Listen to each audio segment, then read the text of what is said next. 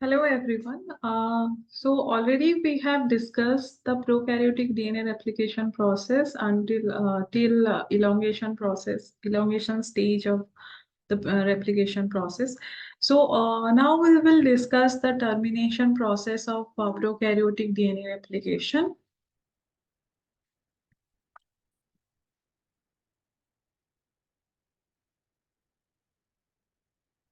So in termination process, we will discuss how the termination sites are there in prokaryotes and what are the proteins required for termination process and how termination and that protein or the termination protein stop the replication process in a structural mechanism manner, and the mechanism of termination we will discuss in this uh, video lecture.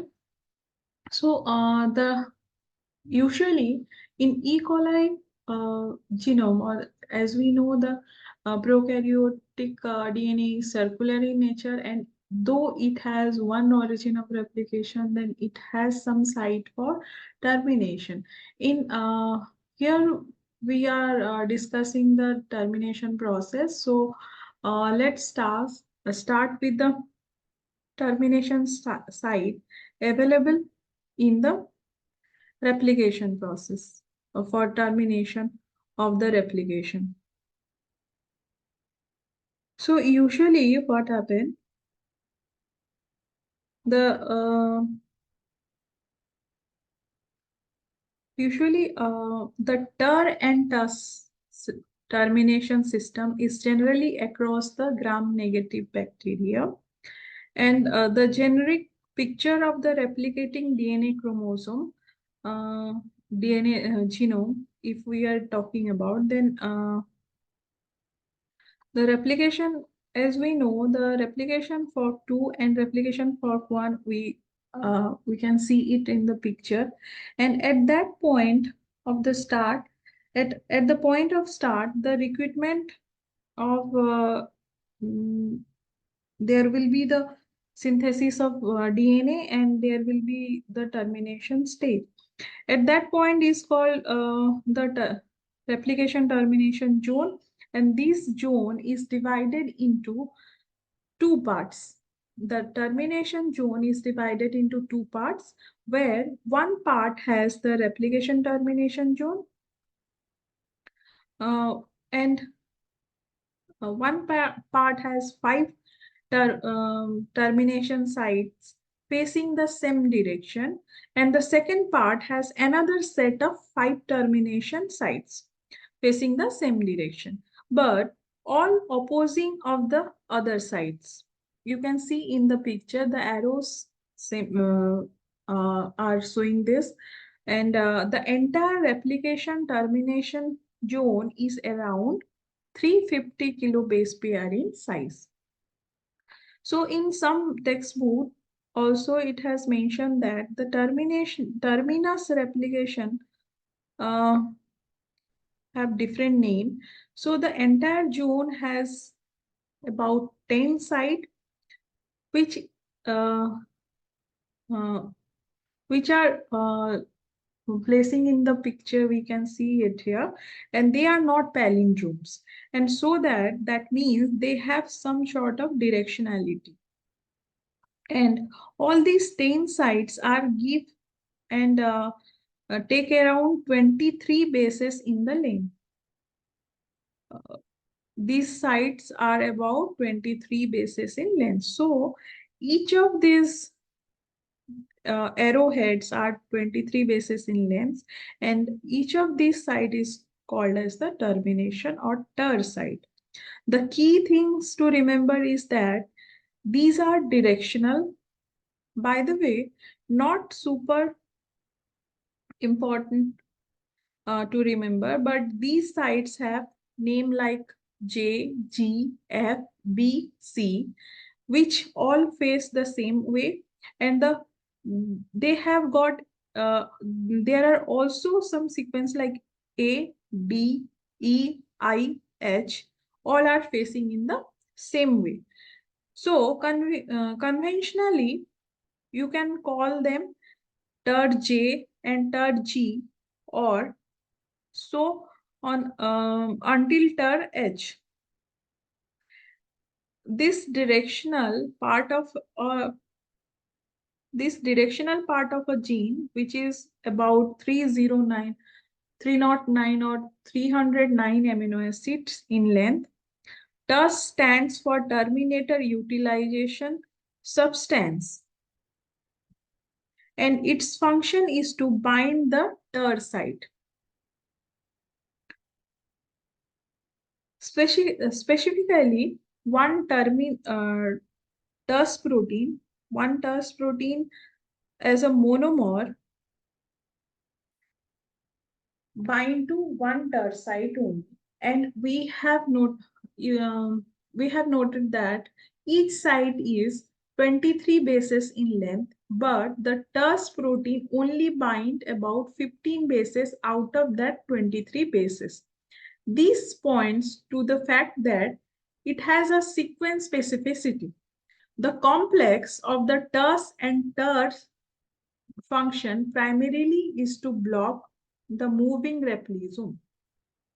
Replisome means the DNA B, your helicase enzyme, primase enzyme, and DNA polymerase. So these two forks that we mention it here, more specifically, the TER and TUS complex destabilize the moving helicase, which destabilize the entire replication. Essentially, the TERS protein makes the TER site directional. So the directionality of the entire replisome, entire replication, the directionality of the entire replication termination zone is detected by the TERS protein binding. So how it uh, works on the termination process?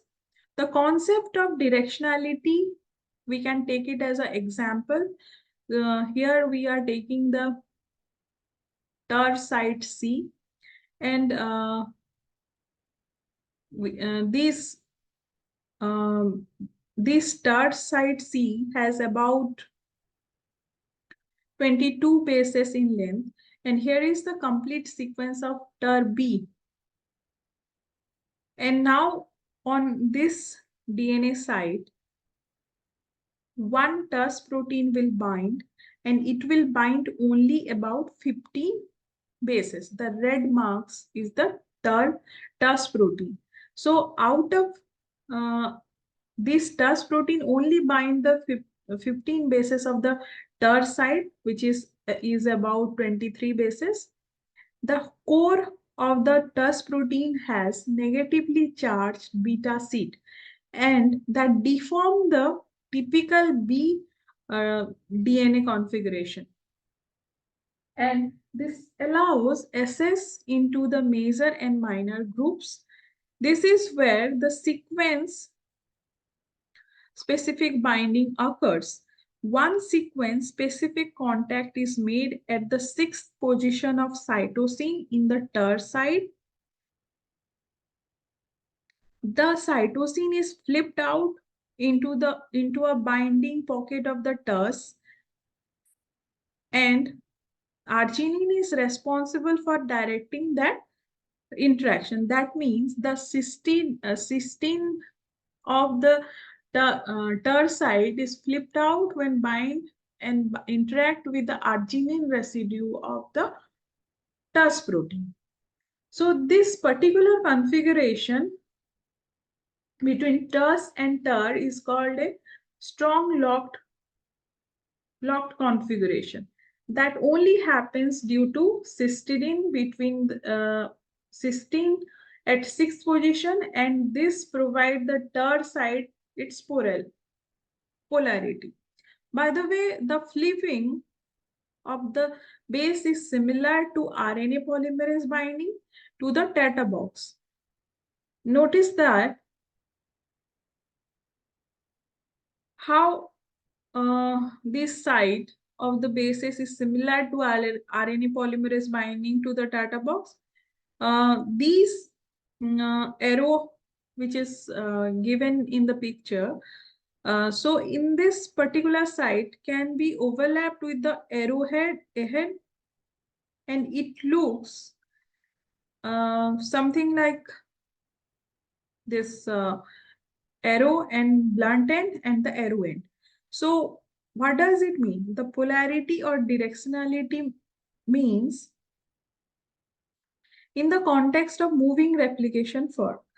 In the context of TER B or the TER C, the replication fork 2 is traveling in this direction, and the replication fork 2 can stabilize the TER and TERS complex, and it will pass through the TER B side, which means that this side of the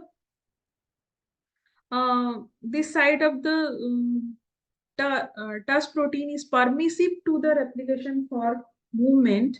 The opposite side has the replication fork 1 coming in the direction. In this context, the replication fork 1 cannot destabilize the TUS and TER complex at TER B. So it can't pass the termination site in this way. The complex prevent the replisome movement from one site only, and we call this site to be the non-permissive site. That is just an example, but in the down in this slide we can see that in the uh, down picture, uh, this information together and how the replication termination zone is established. All these 10 sites are typically bound by the TUS protein, and the replication fork 2 is moving around, and it will destabilize the TUS protein. It will destabilize and pass through all these termination site because of the non-permissive polarity. But as it gets to the other side of the termination zone, it will hit the permissive site of A, D, E, I, and H. So it can be stopped by any of these sites. In contrast, you have the replication fork 1, which is coming from the opposite direction, and it will pass through A, D, E, I, A, and H termination. And because of the non-permissive polarity, it can be stopped by any of these sites. So that it is important takeaway concept for the directionality of the termination mechanism.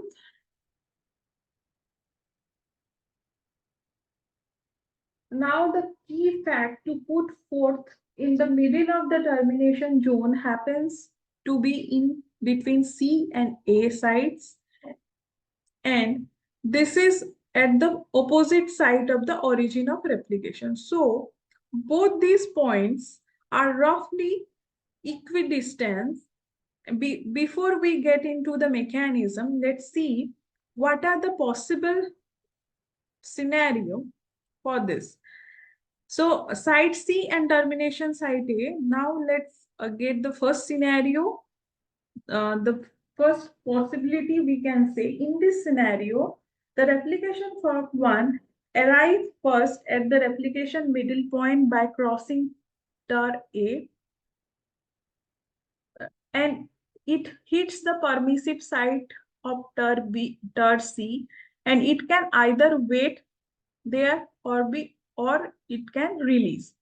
And let's see the formalized scenario that fork 1 reaches terminations TER C site and either wait for replication 2 there are and then disengage. In our second scenario, the situation is reversed. That means replication fork 2 reaches TER A first and either it wait for fork 1 and it disengages. In the final scenario, we take into consideration that the middle point is between termination site C and site A, and that the speed of this fork is the same. So if they start from the origin at the same time, they will meet in the middle if they are moving at the same termination zone. In the previous two scenario, one of the fork is moving faster, so they don't meet. But in the third scenario, we assume equal speed. Now there are two outcomes. Either the replication fork collide into one another and disassemble, or they can they can cross and pass over each other. In the right hand side, you can see the picture. And this passover outcome seems to be the most common uh, outcomes, and that means it is the main most that means it is the most common way to terminate the replication. Now the question is that if they pass over each other, then how does the replication terminate? Now, in this time to explain the scenario and understand the mechanism, uh, here in the right hand side, you can see the replisome and it moves on the TER C and TER A region. So in this one, here we have to note that um, the leading and lagging strands are there, and P for the permissive and P for the non-permissive site of this termination site. As we discussed, two replication fork moves and they will destabilize the TER-TUS complex because of the permissive polarity and meet at the middle and pass over each other in the middle. Now, when the replication fork passes the termination site, the fork 2 will have uh, synthesized or copied the TER C, and now the replication 2 is sitting in the middle. Notice that it is not attached to the bottom. It is only connected to the top strand and it is no longer in the replication fork. That is the key difference when the two forks meet. So that the movement of replication 2 on the TER C side, similarly fork 1 will have also moved along the TER A side and copied the TER A region. And now in front of fork 2 is the newly copied DNA with the TER A, which is also occupied by the TERS protein. The same story occurs at the bottom strand as the replication fork 1 moves along and passes over the fork. It will have synthesized or copied the TER A behind it, and on the other side, as the replication fork 2 moved along, it copied in the traditional replication fork forms. So they will not make any new DNA at this point, but instead just keep moving in their respective direction, but both will stop as they hit the non-permissive side of the TER-TUS complex. But we have to note that there is this double standard DNA between replisome and termination site. Since the replisome at this point is simply a helicase, as it moves, the helicase unwind this double standard DNA, but only until it reaches the TER-TUS complex. And when it hits the non-permissive end of the TER and TUS complex, the helicase is released. Finally, we are left with this overhang and overhang of single standard DNA, which is called the flap end. And this small portion of non-copied single standard template as a gap after the replisome crossed each other, because as we have discussed that they are not a single standard DNA, they are not in the replication fork. After crossing the replisome is pretty much a moving helicase. So it seems that the release of helicase at the 3' end flap and there will be a gap. And now this is exactly the same type, where the FEN activity will clip off these flap and fill the gap left by that helices. And finally, the end are stitched together by the ligase. This is the same mechanism we already noted in the Okazaki fragment maturation when we discussed elongation process. So, but here one question is that, but uh, all these mechanisms are with the gram-negative bacteria.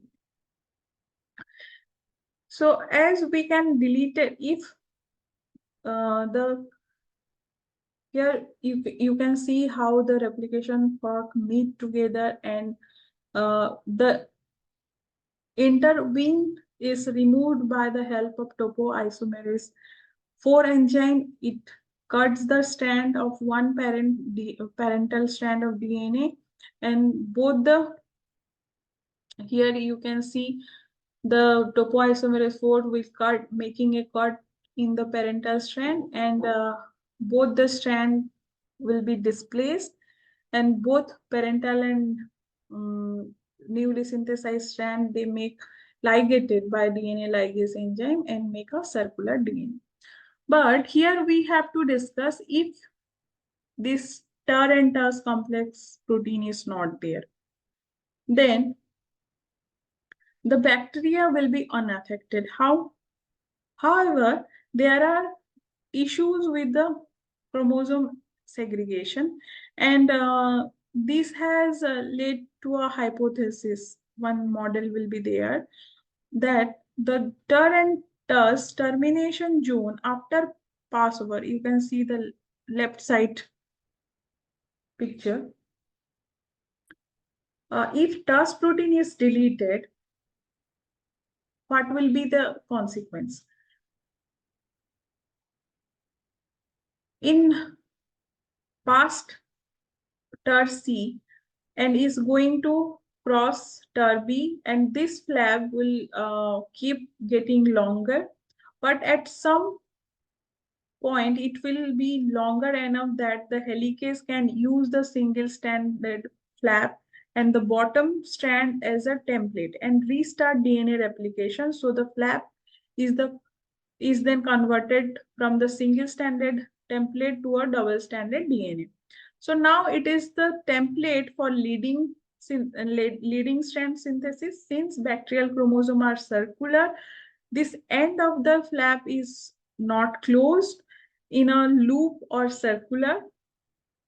So bacteria thinks this is a DNA breakpoint and tries to fix it.